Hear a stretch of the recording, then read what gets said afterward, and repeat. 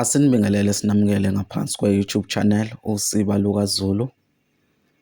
Kumbukiso wethu namhlanje siniphathele isilulu magama. Sizobheka amagama ambalwa esiZulu nezincazelo zawo. Igama lokuqala-ke sizolibheka igama elithi ifutho. Ifutho ummbila osathambile ophekwa usemanzi udliwe. Igama lesibili-ke sikulethela lona igama elithi umkhusu. Umkhusu inyama ephekwa idliwe isipholile. Igama lesithathu esikuphathele lona igama elithi icabela. Icabela inyama yangaphakathi ephekiwe. Igama lesine esikulethela lona igama elithi isigceba noma isigude.